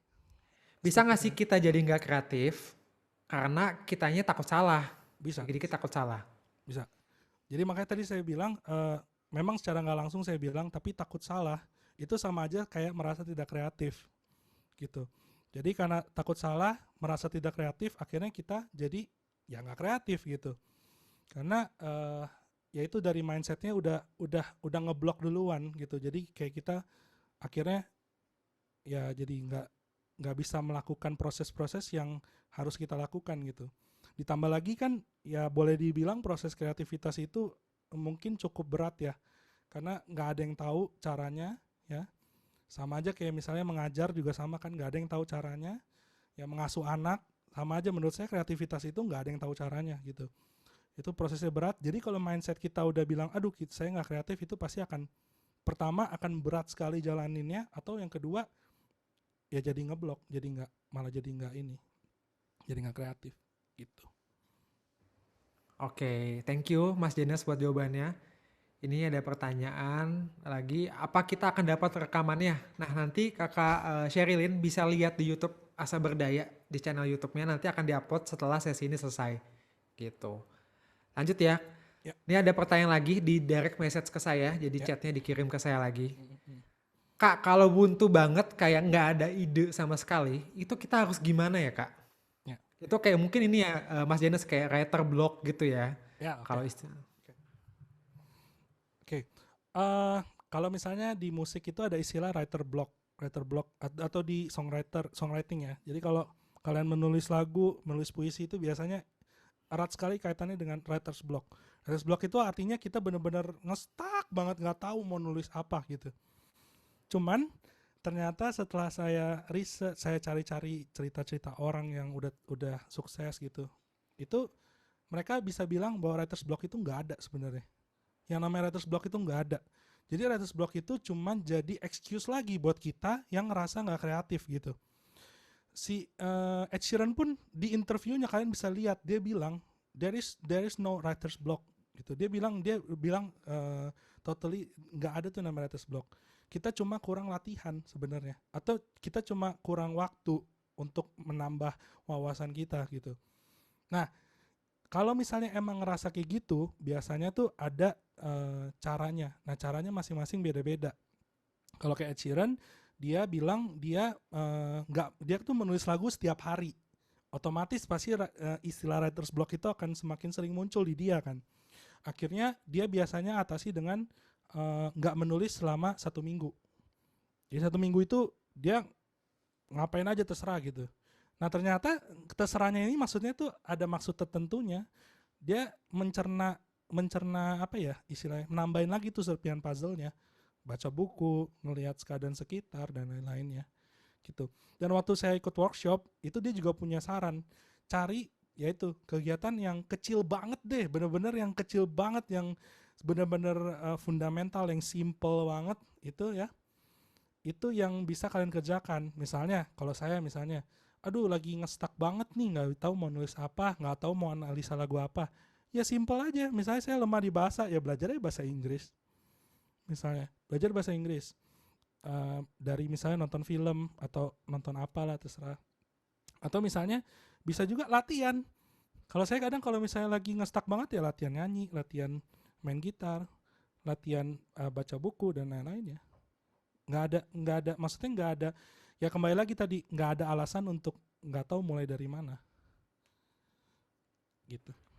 Oke, jadi kalau kita udah buntu nih teman-teman, kata Mas Janes ya, itu kalau kita lagi buntu ya kita mungkin bisa latihan gitu ya, meningkatkan skill yang Yep. dibutuhkan di bidang kita gitu ya. Kalau Mas Janes kan sebagai musisi gitu ya, kalau mungkin sebagai chef gitu ataupun penulis itu mungkin punya skill-skill lain yang bisa dibangun gitu ya Right. kalau kita lagi buntu gitu. Oke, sorry. Ini juga perlu ditekanin bahwa jadi kreatif itu bukan berarti harus buat sesuatu setiap hari gitu. Bukan lu harus buat sesuatu gitu. Tapi dengan lu nambahin wawasan itu juga termasuk bagian dari kreativitas. Misalnya kayak tadi masak. Masak kan nggak harus setiap hari lu masak sesuatu yang baru gitu kan. Bisa juga nyari research misalnya apa ini kira-kira cocoknya digabung apa sama apa ya misalnya. Contohnya yang paling gampang itu kalau di dunia masak itu martabak. Dulu martabak itu cuma ada satu jenis ininya doang kan, apa sih namanya itu? Apa sih namanya? Manis asin, Adonannya, adonannya, adonan, ya kan? siap. Waktu saya kecil tuh adonan tuh cuma satu. Nah ada orang berpikir adonan itu kan manis ya. Dia cari manis tuh apa lagi selain itu ya. Nah itu kan bukan dia buat sesuatu, dia nyari, dia research kan. Akhirnya muncul red velvet, terus apalagi black forest dan lain-lainnya gitu. Ya Ya. akhirnya kan di bidang lain akhirnya dimanfaatin lagi tuh, misalnya pizza penyet misalnya, mungkin kalau ada ya. Kan kalau penyet itu kan juga gurih kan misalnya kan, sama kayak pizza misalnya, itu bisa juga dimanfaatin kayak gitu. Jadi nggak selalu harus buat gitu, bisa juga kita cuma research, latihan gitu. Misalnya cuma lihat buku menu, ya itu termasuk sebenarnya bagian dari Oke. kreativitas. Oke, thank you Mas Jenas. Ya, Nah, Mas Jenas ada pertanyaan lagi nih dari Kak Sutriani. Bagaimana menghilangkan rasa kurang percaya diri terhadap kreativitas kita? menurut saya yang paling akurat, yang paling ampuh itu adalah mindset yang paling terakhir. Saya ya saya, mereka ya mereka. Gitu. Karena menurut saya yang paling bikin kita down itu biasanya adalah ngelihat karya orang lain yang lebih bagus. Which is itu udah pasti gitu. Dan uh, kalau misalnya kita ngerasa bahwa karya pertama kita jelek, udah pasti jelek sebenarnya. Karena di mana-mana yang namanya pertama pasti jelek gitu. Nggak mungkin ada yang langsung bagus gitu. Makanya kembali lagi ke prinsip yang awal bahwa yang penting adalah apa yang kita buat itu sesuai dengan identitas diri kita gitu. Jadi saya ya saya, mereka ya mereka. Jangan jadikan itu standar, tapi jadikan itu sebagai referensi. Oke, jadi kembali ke konsep saya ya mereka ya. Ya, Gitu, oke. Nah, thank you Jenas. Nah, ini lanjut lagi pertanyaan dari Kaneska kembali nih. Ada pertanyaan lagi. Thank you Jenas, tapi kan sebagai musisi kan sering dianggap pekerjaan yang tidak menguntungkan secara finansial, khususnya di Indonesia. Menurut Jenas, gimana pandangan Jenas terhadap hal tersebut? Gimana Mas Jenas? oke. Sebenarnya sih kalau mau dibilang sering dianggap pekerjaan yang tidak menguntungkan secara finansial. Jenis, oke. Sebenarnya sih ya mungkin itu bisa dibilang seperti itu ya. Tapi sebenarnya kan kalau dilihat sebenarnya di dunia industri musik pun juga ini musik kan ya maksudnya. Ya, di industri musik pun kan juga sebenarnya kan ada bidang profitnya juga kan. Kayak misalnya di pop misalnya gitu kan. Kalau di dunia pop ada labelnya, ada misalnya macam-macamnya.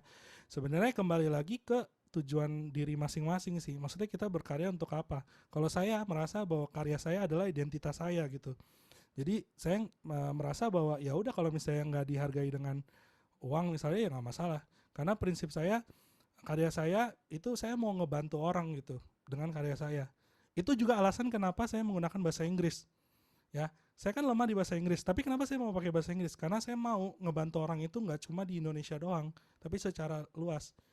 Walaupun satu orang doang itu udah berarti banget dan itu memang terjadi. Saya ada judul lagu I Wanna Be Myself. Itu ceritanya tentang saya itu punya banyak masalah, saya punya banyak struggle dan lain-lainnya, tapi bukan berarti saya harus jadi orang lain gitu. Dan waktu itu ada orang ngechat saya dan itu memang dia bilang dia terbantu dengan lagu itu. Ya itu memang tujuan saya kayak gitu. Jadi intinya kembali lagi ke tujuan. Tapi kalau menguntungkan sebenarnya ada juga menguntungkan gitu. Ada juga industrinya kan yang bisa menguntungkan. Cuma ya kembali lagi ke tujuannya maunya kemana gitu. Oke, jadi kembali ke tujuan ya. Ya, Kalau Jana sendiri menganggapnya sebagai identitas gitu ya, ya. menjalankan profesi musik ini sebagai musisi. Oke, thank you. Ada pertanyaan satu lagi nih dari Kak Neska. Menurut Janes, melatih kreativitas itu sejak usia berapa sih? Oke. Nah ini menarik nih. Secara ilmiah saya lupa ya dulu pernah belajar cuma lupa kapan. Cuman dari pengalaman saya tuh belajar kreatif itu udah dari yang saya sadari ya. Mungkin dari 3 4 5 tahun udah belajar gitu. Ini contoh aja ya. Dulu saya ngeles organ dulu kan masih kecil banget ya dulu ya, masih kecil banget. Itu satu kelas itu rame-rame. Jadi nggak cuma satu orang. Jadi rame-rame. Uh, di situ kita diajarin disuruh jadi kan kalau main organ atau main piano itu kan ada dua tangan ya, ada tangan kiri ada tangan kanan. Tangan kiri itu biasanya untuk mengiringi, tangan kanan tuh biasanya melodinya kan, biasanya gitu kan. Nah, kita punya bukunya itu udah ada tangan kanannya.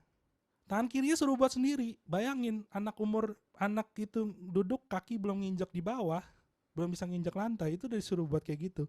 Dan waktu itu pertama gurunya galak ya. Kemudian kita nggak boleh sama yang lain. Jadi kalau misalnya kita dapat yang paling belakang, itu udah paling sial deh. Jadi, aduh, udah kena nih, nggak bisa ada lagi ide gitu. Jadi dulu kita udah gitu. Walaupun dulu kita belajar kreativitas dari ancaman ya dulu ya. Tapi kalau saya pribadi tuh dari umur 3 4 5 tahun tuh udah belajar gitu. Jadi saya rasa kalau saya pun bisa pasti yang semua orang bisa gitu. Ya, emang basically semua orang bisa. Bahkan anak kecil pun untuk melakukan sesuatu dia pasti karena kreatif kan, bukan karena dia ngerti gitu. Jadi makanya setiap orang bisa beda-beda. Gitu. Jadi kalau dari pengalaman Masnya sendiri ya, sebenarnya udah bisa dari kecil ya dilatihnya ya. Walaupun caranya mungkin ada cara yang lebih bijak kali ya. Ya. Jadi beda-beda ya. Oke. Nah, teman-teman ada pertanyaan lagi, silakan kalau ada pertanyaan masih ada waktu gitu bisa ditanyakan di Zoom ya di kolom komentar. Silakan kalau ada pertanyaan. Ilmu kepepet ya kata Kak Johannes ya, terpaksa gitu jadinya kreatif. Oke, ada lagi pertanyaan. Nah ini pertanyaannya, ini kebalik nih Mas Janes ya, ada yang nanya kembali ke chat saya. Dia bertanya kalau, Kak ini kebalikan nih Kak, saya udah tua gitu. Kalau sudah tua, saya masih bisa kreatif gak sih Kak? Nah gimana Mas Janes? Pertama tua, definisinya tua itu umur berapa? Pertama kan. Kemudian selama masih bisa beraktivitas pasti bisa. Jadi saya punya cerita dulu di tempat les saya ya, home production music. yang mana itu musik digital ya. Musik digital itu berarti Anda harus paham banget yang namanya teknologi. Ya, kalau kalian nggak bisa teknologi, berarti agak susah untuk belajar home production music. Waktu itu ada orang umur 60 tahun atau 70 tahun kalau nggak salah, lupa, dia belajar dari nol. Benar-benar dari nol. Dan dia sama sekali nggak ngerti teknologi. Dan lulus akhirnya. Jadi pertanyaannya apakah masih bisa apa enggak? Tentu masih bisa. Selama masih bisa beraktivitas. Oke, jadi walaupun udah 60 tahun ya, belajarnya dari ulang lagi ya. Aduh, nggak kebayang sih ya. Tapi ternyata lulus juga ya, berarti. Ya. Dan kreatif itu berarti dari kecil sampai kita tua pun yang namanya kreatif itu berarti tetap bisa ya Mas Janes ya. Bisa dong. Oke, thank you. Ada lagi dari teman-teman yang mau bertanya tentang kreatif gitu atau mau sharing, misalnya saya ini kalau Mas Janes kan musisi, tapi saya misalnya penari gitu ya, dancer atau macam-macam ya. Ada. Oh ini ada lagi nih pertanyaan Mas Janes. Ya, Kembali ke chat ke saya ya. Kenapa chatnya ke saya semua tapi tidak apa-apa. Oke, gini. Mas Janes, sekarang kan karya tuh mirip-mirip ya antara satu karya lain satu dengan karya lainnya. Gimana ya? Saya ini takut terkena isu duplikasi, plagiat gitu mungkin Mas Janes. Ya. Itu gimana ya Mas Janes? Menurut pandangan Mas Janes? Oke. Sebenarnya kalau menurut saya materi plagiat itu nggak bisa dijelaskan secara general. Maksudnya mungkin harus bahas lebih deep, lebih dalam lagi. Cuma kalau saya boleh jujur untuk opini saya, sebenarnya hukum plagiarisme itu di dunia seni itu susah untuk diterapkan. Somehow karena kita bisa aja mirip sama orang lain, bukan karena kita mau niru, tapi karena kebetulan sama. Kembali lagi ke contoh yang saya sebutkan tadi. Nada di dunia ini ada 12. Ya, cuma ada 12. Lagu di dunia ini ada ratusan juta atau ratusan miliar gitu. Jadi bisa aja kemungkinan kita ketemu di titik yang sama gitu. Terus materi yang dipelajari, misalnya serpihan puzzle-nya, saya suka Ed Sheeran. Orang lain ada yang suka Ed Sheeran juga. Lah ternyata kita mirip gitu. Bisa juga terjadi kayak gitu kan. Bisa juga terjadi kayak gitu. Terus misalnya contohnya apa lagi? Bahkan contoh nyatanya pun ada gitu ya. Kayak orang tuh buat lagu mirip-mirip, tapi nggak bisa dibilang plagiarisme. Nih, kalian coba aja eksperimen contoh ya. Ada lagu Ed Sheeran, Photograph judulnya, sama lagu Taylor Swift, itu judulnya Love Story. Coba kalian style karaoke-nya Taylor Swift yang Love Story, tapi liriknya lirik Photograph nyanyinya. Bisa nyambung sampai chorusnya pun nyambung. Dan bahkan Ed Sheeran itu pernah dituntut karena dia melakukan plagiarisme. Apakah bisa dibuktikan? Belum tentu bisa dibuktikan. Apakah dia memplagiat lagunya Taylor Swift? Gak bisa dibuktikan juga. Menurut saya satu-satunya yang paling akurat cara tahu orang itu plagiat apa enggak adalah nanya ke orangnya langsung. Lu plagiat gak gitu? Nggak mungkin kan orang itu bilang iya saya plagiat. Nggak mungkin dong kayak gitu kan sebenarnya. Jadi menurut saya agak susah untuk diterapkan, tapi biasanya saya ada triknya. Triknya itu sebenarnya gini, lihat karya orang lain itu sebagai referensinya, bukan sebagai standarisasi. Itu maksudnya gini, triknya itu adalah lihat idenya, tapi jangan lihat kontennya. Contohnya misalnya kayak tadi, saya Puff Magic Dragon. Ya, saya jangan lihat kontennya saya lihat Puff the Magic Dragon, terus saya ganti Puff Mighty Dragon misalnya. Ya itu kan saya ngeliat kontennya berarti kan. Saya ngeliat kontennya. Tapi lihat idenya. Oh ternyata kontennya ini lagu tentang innocence atau kepolosan anak-anak gitu misalnya. Ya itu kan ide itu kan kayak gitu gak bisa di hak cipta dong. Masa lu si Peter Paul Mary hak cipta ide tentang innocence anak-anak gitu. Berarti Toy Story itu juga kena dong plagiarisme misalnya. Gitu. Jadi lihat idenya tapi jangan lihat kontennya. Misalnya kalau lagu ya lihat maknanya, jangan lihat liriknya gitu. Atau misalnya mau lihat liriknya, lihat misalnya bait satu gitu tentang apa misalnya. Oh itu jadi garis besarnya idenya, bukan liriknya gitu. Termasuk juga melodi misalnya kalau di lagu kan ada melodi juga kan. Melodi ya jangan misalnya ngikutin persis gitu loh. Misalnya nadanya yang diganti misalnya gitu. Kita cuma ngelihat idenya doang, misalnya dia mainnya berapa ketuk misalnya gitu, atau misalnya mainnya gimana gitu. Jadi bukan konten yang kita ambil tapi idenya yang kita ambil gitu. Kalau misalnya ada orang main pakai kick drum, terus kamu mainnya pakai apa namanya tuh? Apa namanya? Kahun. Ya itu Ya kahut, sebenarnya juga kahut, ya kahut. itu juga sebenarnya termasuk idenya kan, ngambil idenya. Kita cuma ganti ininya apa? Materi apa ininya apa? Instrumennya gitu. Jadi Oke, intinya jadi jangan ambil kontennya tapi ambil idenya gitu. Harusnya nggak masalah. Jadi jangan takut sama istilah plagiarisme terhadap apa yang kita kerjain gitu. Asal kita jujur dan kita punya pertanggungjawaban, sebenarnya aman pasti. Asalkan kita punya pertanggungjawaban gitu. Dan rata-rata artis-artis di luar khususnya itu mereka sangat terbuka kok. Mereka kadang suka bilang gini, saya buat lagu ini karena mengambil inspirasi dari A, ngambil inspirasi dari lagu B gitu. Itu kan sebenarnya salah satu cara itikat baik kita untuk mengkreditkan si lagu orang ini sebagai inspirasi kita, supaya kita nggak jadi masalah nanti ke depannya gitu. oke. Jadi tadi ya ambil idenya, jangan ambil isinya. Dan kalau emang kita dapat inspirasi dari sesuatu gitu ya, kita bisa Hmm. apresiasi orangnya ya, karena Ya. kita mengambil inspirasi dari dia. Ya, mungkin jenis contohnya lagu ya. Mungkin kalau lebih susah tuh kalau masak ya nasi goreng gitu. Waduh, gimana tuh? Ya. Perdebatannya banyak panjang ya. Atau kalau sekarang tuh ayam geprek ya, coba gimana berantemnya ayam gepreknya tuh. Banyak banget ya resepnya. Ya. Oke, thank you Mas Jenas. Ini ada lagi pertanyaan dari Kak Johannes. Tanya, kreativitas itu ada ilmunya yang bisa dipelajari kah? Nah, silakan Mas Oke. Jenas. Khusus untuk kreativitas itu sendiri ya, setahu saya mungkin waktu saya dulu belajar di kuliah ada ilmunya. Saya pernah jadi asisten dosen waktu itu, ada kelas lah istilahnya gitu ya. Kita membimbing murid yang materinya adalah kreativitas gitu. Kalau ditanya ilmunya ada atau enggak, ada. Tapi aplikasinya atau terapannya itu susah banget gitu waktu itu. Bahkan kita sampai bingung gimana cara mengukur kreativitas orang gitu waktu itu. Bahkan sampai kayaknya waktu itu pernah ada tes, itu kita cuma dikasih lingkaran kecil, terus kalau ada lingkaran gitu ya.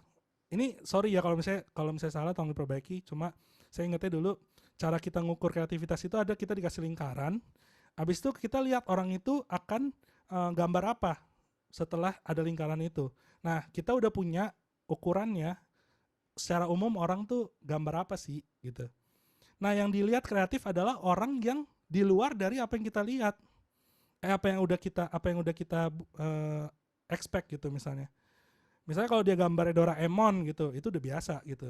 Atau misalnya dia gambar snow apa tuh? Orang salju itu. Nah, itu orang biasa Snowman, dianggapnya. snowman. Snowman. Tapi kalau misalnya dia gambarnya misalnya bulat gitu terus gambar rumah misalnya gitu ya. Mungkin itu unik gitu. Jadi dibilang kreatif. Tapi kembali lagi, jadi definisi kreatif jadinya semua dari dalam dong. Kalau itu saya nggak setuju jadinya dengan sistem seperti itu. Akhirnya saya lupa dulu gimana akhirnya si mahasiswa-mahasiswa itu jadinya. Tapi itu adalah salah satu topik yang paling susah untuk dibahas, kreativitas. Tapi kalau ada pasti ada sih harusnya. Karena di dunia ini tidak ada yang original.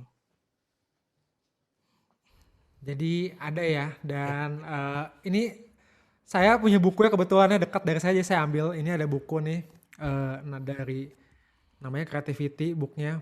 Penulisnya tuh namanya agak susah ya, Mihaly what the heck itu pokoknya ya, teman-teman bisa lihat ya. Ini saya tulis di kolom chat namanya, jadi teman-teman bisa lihat gitu. Nah, dia salah satu peneliti ya, jadi ini penelitinya kelas dunia, dia dia meliti khususnya tentang kreativitas gitu. Jadi teman-teman bisa baca bukunya dari beliau Ya. gitu. Emang namanya agak susah ya, mohon maaf siapapun penulisnya ini. Oke, nah ada lagi satu lagi nih pertanyaan dari Kaneska lagi.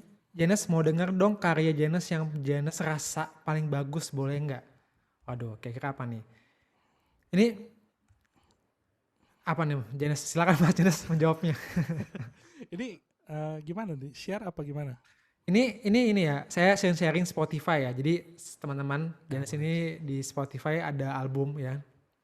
Inilah albumnya. Kira-kira menurut Mas Janes nih lagu apa yang eh, paling mengena atau paling baik gitu ya? Ya yang nomor satu aja lah. Nomor satu ya. Hmm. Oke, nanti teman-teman bisa ke Spotify-nya ya. Dan nomor satu tuh I Wanna Be Myself. Jadi silakan teman-teman denger. Itu menurut Janes adalah lagu atau karya yang, kenapa sih Janes itu menjadi karya yang terbaik gitu, Karena cerita terbagus? di baliknya itu sih sebenarnya. Jadi Oke, I Wanna Be Myself itu sebenarnya cerita tentang kita sebagai orang yang punya banyak masalah ya, kita punya banyak struggle dan pokoknya banyak hal yang kita negatif di dalam diri kita lah gitu ya. Tapi ya saya mau jadi diri saya sendiri gitu. Walaupun saya punya banyak masalah, saya punya apapun struggle yang saya alami, ya itu tetap saya jadi diri saya sendiri gitu. Bukan berarti saya harus jadi orang lain. Dan itu saya juga research juga karena kebanyakan lagu-lagu tentang menjadi diri sendiri itu kesannya positive vibe banget gitu. Dan saya mau di sini kasih tahu bahwa nggak semua nggak semua menjadi diri sendiri itu karena positif, benar-benar positif vibe gitu. Bisa juga kita ngalamin hal-hal buruk kok gitu istilahnya. Dan saya ini semua lagu saya lima-limanya ini berdasarkan pengalaman pribadi. oke. Siap, thank you. Ini banyaknya request nih Mas Janes ya untuk live. Waduh, mesti di Waduh, set dulu.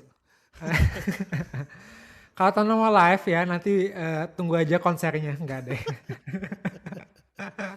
Oke, thank you deh teman-teman. Ada pertanyaan lagi? Ini udah jam, nggak berasa ya, udah jam 20.30. Ada pertanyaan lagi kah? Oke, sambil saya lihat dulu nih di kolom Zoom aman. Ya di YouTube juga aman, tidak ada pertanyaan. Oke, baik. Kalau tidak ada gitu saya tutup saja ya. Nah, teman-teman, dengan demikian ya, Mas Janes tuh tadi membahas topik terakhir dari berdaya di rumah, yaitu tetap kreatif sama bekerja dari rumah ya. Jadi teman-teman mungkin bisa banyak belajar ya, bisa banyak belajar dari cerita dia gitu, walaupun dia sebagai musisi, tapi hal yang dia lakukan, mindset-mindset ya, metode-metodenya, contoh-contohnya, itu bisa diterapkan juga ya di segala bidang teman-teman. Dan berdaya di rumah ini sudah berjalan on topik ya, tidak terasa juga. Mulai dari topik yang pertama, berbicara mengenai tetap produktif selama bekerja di rumah dengan pakai aplikasi digital. Kemudian yang kedua itu membahas tentang gimana kita bisa fokus dan rileks selama bekerja dari rumah. Kemudian yang ketiga itu gimana kita bisa tetap waras. Dan keempat itu tentang keuangan, kelima tentang gimana membuat ruang kerja yang nyaman, dan keenam tentang eh, gimana kita bisa kreatif untuk ketika kita bekerja di rumah. Nah, Jenes, mungkin terakhir ya dari Jenes sendiri, apakah ada closing statement ya, kata-kata pamungkas atau penutup? Kata-kata pemungkas. Oke, selain yang tadi semua, sebenarnya saya pengen ingetin aja karena ini juga berdasarkan pengalaman. Saya pernah berada di posisi yang down banget karena satu dan lain hal. Jadi saya mau ingetin bahwa kreativitas itu nggak ada batasannya, ya, nggak ada limitnya gitu. Asal punya niat yang baik, ya, pasti berguna buat diri sendiri atau buat orang lain, gitu ya. Jadi jangan mengurungkan niat hanya karena takut misalnya nggak ada yang suka atau misalnya takut salah gitu. Karena pada dasarnya kreativitas itu adalah identitas kita gitu. Jadi tempat yang paling tepat untuk mengekspresikan diri kita. Entah itu untuk menyelesaikan masalah atau untuk berkarya. Dan saya dari dulu punya tagline ya, yang harusnya itu jadi lagu dan gak jadi-jadi sampai sekarang. Itu saya percaya bahwa segala sesuatu itu selalu berawal dari hal kecil. Jadi nikmatin aja prosesnya. Gitu. Oke. Thank you. Thank you ya Jenes udah sharing dan mau berbagi dengan teman-teman semua yang ada di sini. Dan jangan lupa teman-teman semua, sebenarnya semua rekaman ini akan ada di YouTube channel Asa Berdaya ya, dari topik 1 dan sampai nanti topik yang ke-6. Jadi teman-teman bisa lihat rekaman ulangnya dan silakan dibagikan juga ya ke teman-teman lainnya, ke saudara, keluarga, tetangga, Pak RT, Bu RT, Pak RW, ya silakan semuanya dibagikan aja. Itu semoga bisa menjadi membuat teman-teman bisa lebih berdaya selama WFH di rumah gitu. Dan ini kontak kami kalau teman-teman ada mau berkolaborasi dan segala macamnya, bisa menghubungi kontak ini gitu ya, ataupun mau follow Instagram Asa di asa.berdaya. Dan terakhir teman-teman semua, dari saya mewakili Asa Berdaya, terima kasih. Semoga teman-teman bisa lebih berdaya lebih, berdaya di rumah, dan minimal gitu ya, untuk diri sendiri dan orang-orang yang kita kasihin atau sayangi gitu. Terima kasih Jenas, terima kasih teman-teman semua. Selamat malam.